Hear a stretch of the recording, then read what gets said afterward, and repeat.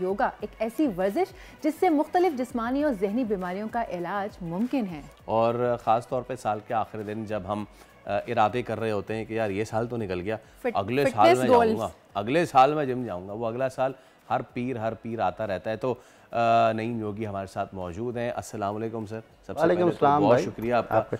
और हम आगाज़ इस चीज़ से करना चाहेंगे कि जितना जिस्म ज़रूरी है, जहन भी उतना ज़रूरी है। माइंडफुलनेस योगा के थ्रू कैसे अचीव की जाए?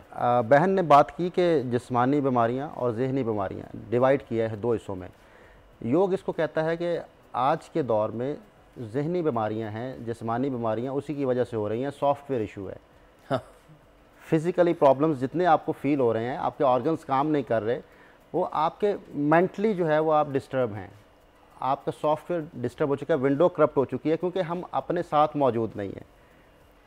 जब दिमाग आपका जो मुख्तलिफ थाट्स के साथ भरा होता है, देखें गुज़रा हुआ कल जो है वो गम है, आने वाला कल जो है वो परेशानी है, खुशहाली वो है जो हाल के अंदर जुड़ा हुआ है जी।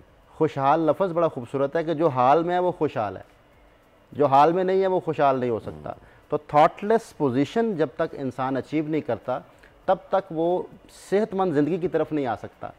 सेहतमंद ज़िंदगी का ताल्लुक़ आपके यहाँ से खाली होने के साथ है। हम यहाँ से भरे हुए हैं, मुख्तलिफ ऐसे वायरसेस हमने अपने दिमाग में डाल लिए हैं। देखें, मैं अगर किसी के बारे में बुरा सोचता हूँ तो उसको नुकसान नहीं होता, उसका नुकसान सबसे पहले मुझे ऑर्गन्स पे होगा, मेरे ऑर्गन्स डिस्टर्ब होंगे।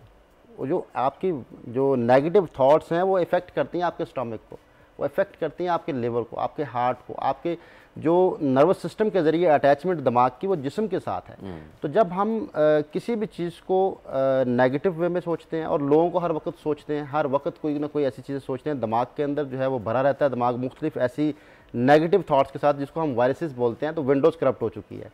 और इसीलिए अरादा पुख्ता की आपने जो बात की कि अरादा पुख्ता कैसे किया जाए, जब तक आप थाटलेस नहीं होंगे आपका अरादा पुख्ता नहीं हो सकता। अब थॉटलेस होने के लिए जो गलतियां हैं जो हम कर रहे हैं, जो थॉटलेस नहीं हो पा रहे, उसमें सबसे बड़ी गलती ये है कि हम अपनी सेंसेस को बंद कर बैठे हैं। इंसान आज का सेंसलेस है, जहाँ पे फिज़िकली बैठा होता है वहाँ मेंटली मौजूद नहीं होता, उसकी सेंसेस काम नहीं कर रही होती। हम देखे बग़ैर ज़िंदगी गुजार रहे हैं। सबसे पहली सेंस है आँख। जब आप देखते हैं आपका दिमाग वहाँ रुक जाता है। जब तक आँख काम करती रहे आपके दिमाग में थॉट नहीं आ सकती। जब आपकी आंख खुली है, काम नहीं कर रही, तो आपकी दिमाग थॉट से भरी हुई है। आपने देखा होगा गहरी सोच में कोई बदना होता है तो उसकी आंखें खुली होती हैं और वो सोच रहा होता है, और आप उसकी आंखों के सामने कुछ भी करते रहें उसको पता ही नहीं चलता, इशारा भी करें वो सुनता ही नहीं है, ना वो सुन पा रहा होता है, क्योंकि दिमाग हेल्ड हो जाता है मुख्तलिफ जगहों पर जाके। तो एक सेंस हमने छोड़ी देखने की। सबसे पहले आप दर्शन शुरू करें। अच्छा, इसको दर्शन कहते हैं, दर्शन की मश्क है। दर्शन कि जहाँ पे भी आप बैठे हैं चीज़ों को देखें, इर्द गिर्द देखें, कलर्स को देखें। आप अपने रूम में जब जाएं तो आप अपने रूम्स के कलर्स को देखें। रूम के आप अपने रूम में नहीं देखते तो आपको टैबलेट लेनी पड़ती है नींद की। जब तक आप देखना शुरू नहीं करेंगे, प्रेजेंट मोमेंट में नहीं आएंगे, जहाँ पे आप मौजूद हैं वहाँ पे आप नहीं आएंगे, तो आपको नींद कैसे आ जाएगी? दिमाग तो भरा, फाइलें खुली हुई हैं बहुत सारी। मोबाइल जैसे फाइलें ज़्यादा खोले हेल्ड हो जाता है, लैपटॉप हेल्ड हो जाता है, तो ये भी तो हेल्ड हुआ पड़ा है। फिर दूसरी सेंस है सुनने की। ठीक है, हम समात के ऊपर काम करें, जहाँ पे हम बैठे हुए हैं यहाँ की आवाज़ों को सुनें। तवज्जो, हमारी तवज्जो यहाँ पे होनी चाहिए। जब कान सुनते हैं तो दिमाग सोचता नहीं है, ऑर्डर ले रहा है, सुन रहा है, दे नहीं रहा। सोचता तब जब उसमें ऑर्डर दे रहा होता है। फिर तीसरी सेंस है सूंघने की, स्मेल करना मुख्तलिफ चीज़ों को। जब इंसान खोया होता है उसको स्मेल नहीं आती, प्रेजेंट होता है तो स्मेल आती है, जब कोई महसूस करता है। चौथी सेंस है आपकी टेस्ट की। हम खाना खाते हुए इतनी बातें करते हैं कि खाने के टेस्ट नहीं लेते, और या फिर मोबाइल पे लगे होते हैं। अच्छा, अब इसकी मैं एक ऐसी भयानक जो है मतलब है कि जो बीमारी है वो बताने लगा हूँ कि जो खाना खाते हुए बातें करते हैं उनको सबसे पहले ब्लोटिंग होगी। ब्लोटिंग की बड़ी वजह खाना खाते बातें करना है, उसके साथ हवा अंदर जाती है। Nice, yes. अगर आप खामोशी से खाना खाते हैं बड़े तवज्जो के साथ, तो हवा अंदर नहीं जाएगी। आप खाना खाएंगे, आपको ब्लोटिंग नहीं होगी। आप इसको करके देखें, एक्सपेरिमेंट करें। हमने बहुत सारे लोगों पे एक्सपेरिमेंट किए इसकी, हम इसलिए वसूख के साथ बोल रहे हैं कि ब्लोटिंग की वजह खाना खाते हुए बातें हैं। पेट में जो गैसेस बन जाती हैं, खाने के बाद फूल जाता है। बातें ना करें, आप पूरा चबा के खाएं, उसको टेस्ट लेके खाएं, तवज्जो के साथ खाएं।